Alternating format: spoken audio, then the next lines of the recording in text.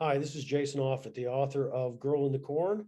And today I'm going to speak with Jordan H. Bartlett about her novel, which I really enjoyed, The Contest of Queens. Jordan, welcome. Hi, thank you so much for having me. So my name is Jordan Bartlett. I've recently published Contest of Queens. Actually, Contest of Queens and The Girl in the Corn got to share a publish month birthday. So that was kind of cool. And it's about a young inventor's apprentice who lives in the lower realm of a queendom. And she decides she needs to infiltrate the upper realm of the queendom to compete in the Contest of Queens and hopefully get a voice for her people. Along the way, she gets the help from a prince, a dame, a florist, and a knight. About myself, I realize I jumped the gun, but I'm Jordan. I'm currently living in Banff, Alberta, and we've finally got a bit of melt, so things are getting warmer up here. I was born and raised in New Zealand, and I've lived in Canada for over 10 years now. And I like to think my inspiration for the whimsical places I write about is drawn from living on the ocean in my childhood and living in the mountains as an adult. I wondered where you got the U in color, and that's that's exactly where. Okay. What got you into writing? Oh, I've always loved reading. And I think from an early age, I always had a notebook beside my bed that was just an anything book. And, when I was a teenager, I'd write poetry and things like that. And as I got older, I took some writing courses and actually got a degree in English literature. So I really loved just deconstructing other people's writing. And I hope that's made me a better writer because that's kind of taking on the meta sense of how to write. And I just think writing is wonderful if you're the type of person who likes to create your own rules. Like I was that kid who I was having a great time if everyone followed my rules. So in writing, you get to create your own world, you get to create your own characters who they do go off on their own for the most part, though you get to really control what's going on and how things are shaping out. Right. Well, before I touch on the book, I want to go back to something you just said about you started as a reader. I think all of us probably did at that. Mhm. Started as readers because I remember reading, really fired my imagination up, and I wanted to do that. But have you found, well, especially with your degree and the fact that you're an author, uh, and you like to deconstruct what other people write, has it made it a little bit more difficult? Do you find yourself more judgmental as a reader than you used to be? Yes, yeah, and I hate that because sometimes it'll pull you out of a novel. What was I don't want to name names or point fingers because I think anyone who's written a book is an incredible human. But yeah, you'll be reading and then something will happen and you're thinking, oh, that's the author insert. I feel like that isn't what that character would do. Or, oh, that's a bit tropey. Like I've read that in 5 other books in the same genre. But for the most part, because kind of I guess, knowing the man behind the curtain allows you also to really, I guess, appreciate when someone either subverts a trope in a way you didn't expect or introduces a character that is maybe archetypal at first, but then you're like, oh, look at all this depth that it actually makes sense that we see them as the jock or the popular girl to start. But then we get all of this depth to a very cliche character. Right. Yeah. And I've found the same with me. And mine is mostly, wow, that was passive voice. I don't think I would have used that here. I would have gone Yes. acting. But right, but it does give you a lot more appreciation. Uh, for me, a lot of times it's a turn of a phrase. And I Mm. think, gosh, I really wish I would have thought to write something like that. Or what you just pointed out about this is kind of a stock character, but wait a second, as I read on, this person really made it their own, and this isn't the stereotype that I was expecting. That's terrific. Exactly. Or even actually, I was reading. Elsewhere by Sarah Hosey. But she described, when you walk into a grand foyer and you've got those two staircases going up either side, and she said something like it marked the room like parentheses. And I just thought, oh, I wish I had thought of that, because that's the best way to describe what those Perfect, staircases right. look like. Yeah. Absolutely perfect. Well, you hit me in a genre that was the first genre I fell in love with, which was fantasy, right? And one of the things that, and I really, really enjoyed the book, Contest of Queens. We talked about this earlier in a conversation, but I am really big on character, and I love world building. And your world building, uh, uh, I could see it, I could feel it, I could smell it. Could feel that I was there. I felt like I was a part of this world, and a lot of times that doesn't happen. So I felt extremely comfortable in reading this. So let's start out with the world building first. Um, the fact that two different factions, one lives up high on this part of a mountain, and the other lives down below. Um, so would you talk about why you went to the visual extreme to talk about the cultural extreme? Sure. Yeah. And thank you so much for your kind words. It's such an honor to hear what other authors have to say about kind of my little mind baby. But I think actually that's where the novel started. So I first had this idea of having a girl who lives on a farm in a lower world, lower realm, right next door to this huge, impossible, because it's just a straight up cliff. And knowing that there's kind of just a better life up above, but having no other information about it. So I just love that idea of this is where my story is going to start.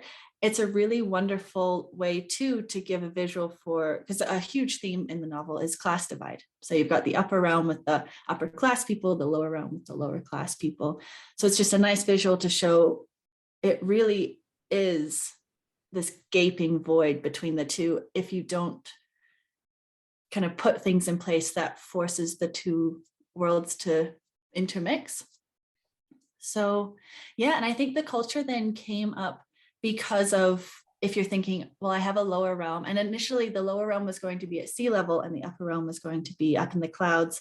And then when I was working with Andrew Martin, who helped me create the visual of the map, we kind of decided actually it makes more sense for the upper realm to be at sea level, and they have the ports and they have connections to all the other queendoms and kingdoms. But the lower realm kind of be the sunken basin, because then you get all of this kind of stereotyping of, oh, they're dirty, they're coming up from the pit. Like a lot of the swear words are things like base mutt and pit muck and all of these kind of derogatory terms, because if you live kind of in the normal zone, like sea level, this is where life happens. And then you know that the second half of your queendom is far below in this, like the sun rises and sets differently down there just because the mountains shadow the realm. You're going to make up these stories of what the type of person who lives down there are like. And I just love that idea. Yeah, so did I. And the idea of the cliff separating the two of them is, I mean, you mentioned class separation. I mean, it's literal and figurative at the same time. So it was a great visual to imagine. And the way the two main characters figured out how to communicate was brilliant. I thought that was really, really a nice way to introduce. I mean, this is not steampunk, but some of the inventions were a little bit more than what they probably should have had, which I liked a lot, because it showed that the lower, how the lower realm were just as good as the people in the upper realm, and I think that fit together really well. Oh, thank you. Yeah. And also, if you think about it, the upper realm, he didn't really have to try because everything is so much easier up there. He just sent a Right. boat off of a cliff, whereas, you know, if she hadn't been interested in invention, if she hadn't had a mentor like Master Leshy, would she have been able to communicate back? Probably not. Probably not. Well, and the royalty. Well, before I get to the royalty, your decision to make it a matriarchal society. I love the way you did that. Um, Especially, I mean, all the women are in charge, and the reasons that they don't want the men to have certain positions, there's a nice turning on the head a lot of the culture. So what made you go with that? Oh, that's a really good question because it didn't start off that way, but I realized that I had quite a few things to say about gender equality and what we see in our world. And because of so many things that we take for granted in how we understand gender dynamics, it made it so much more glaringly obvious when you switched them on their heads. And I've actually had a couple readers say, oh, I thought you went a bit far when you said, oh, men can't be in the military because they've got physical strength, but so does an ox. And I was like, well, all I did was use the argument for why women were kept out of the military and just changed it to flavor it to the stereotypes we have about men. So I'm glad that made you uncomfortable because that was the point.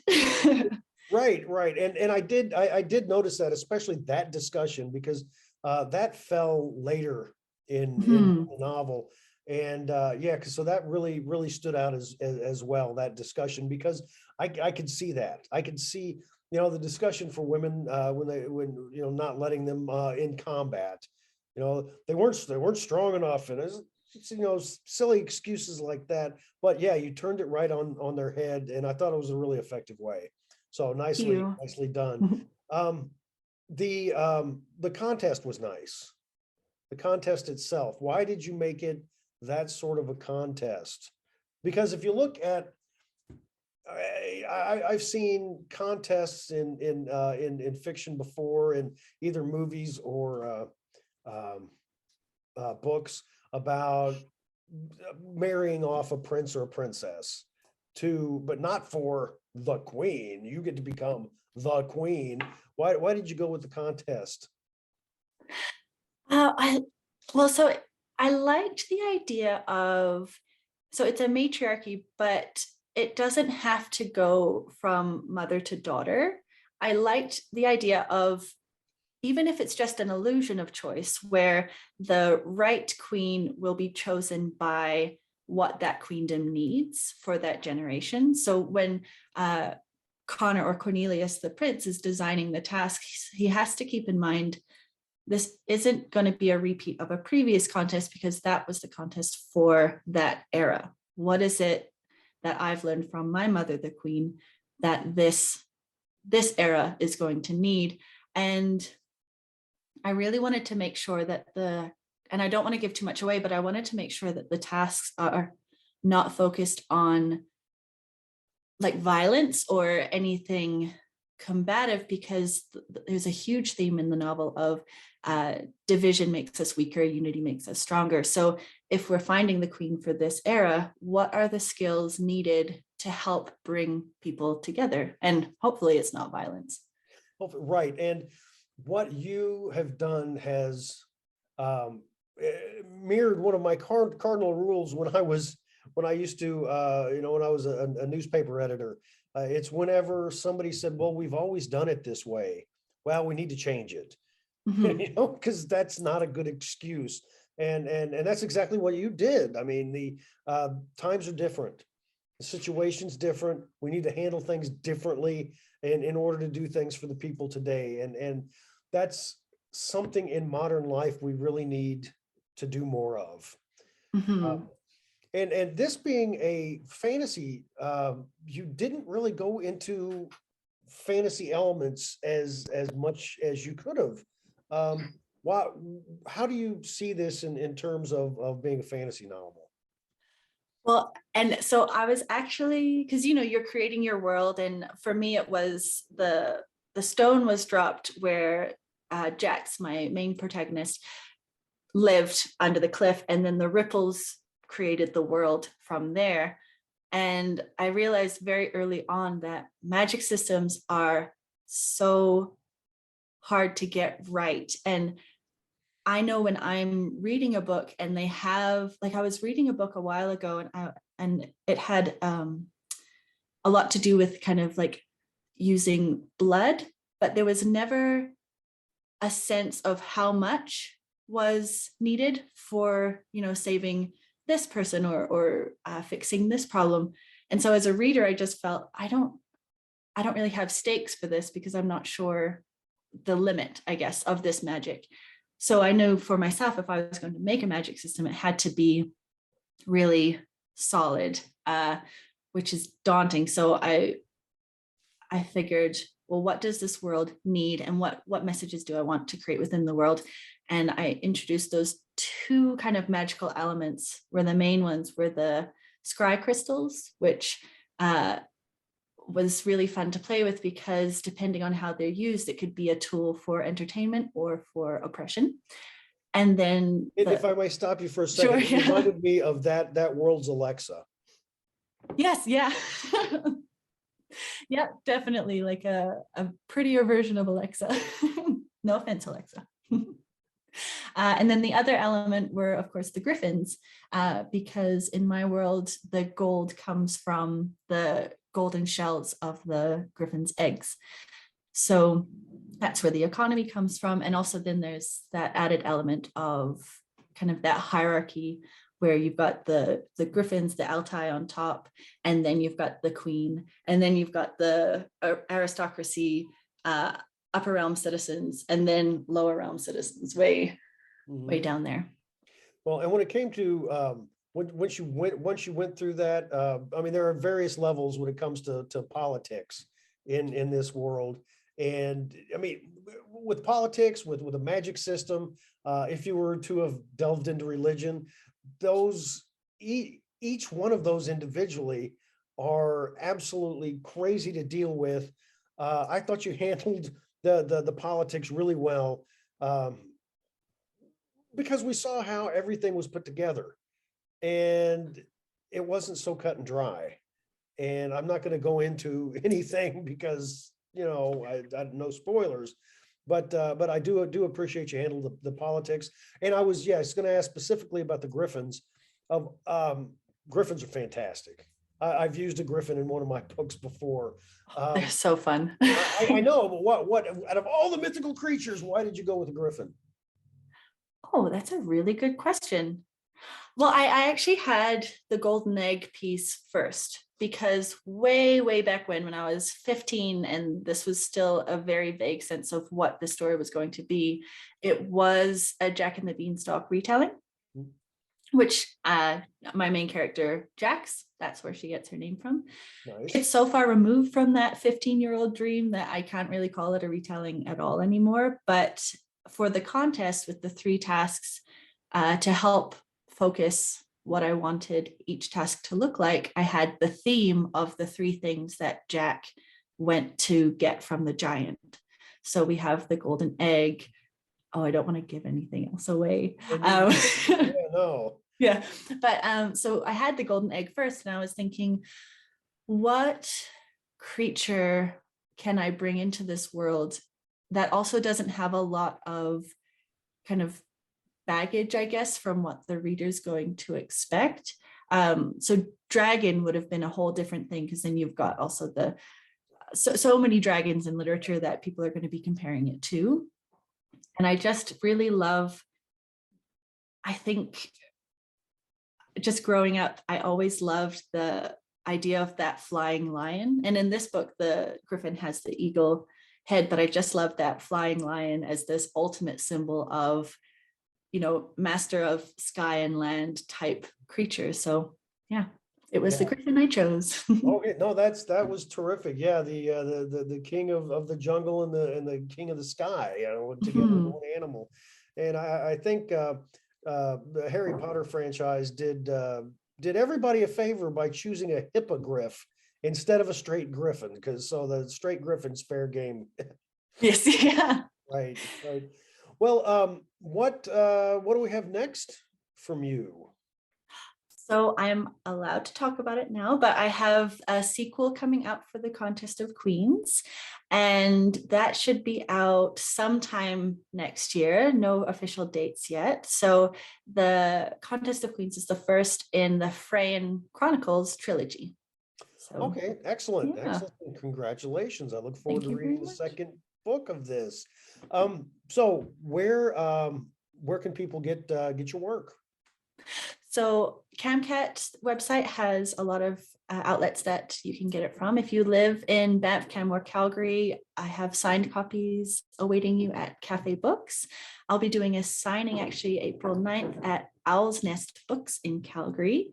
And otherwise, Amazon. And then if you want to find more information about the book or about upcoming projects, my website is www.jordanhbartlett.com. And Bartlett has 2 T's on the end.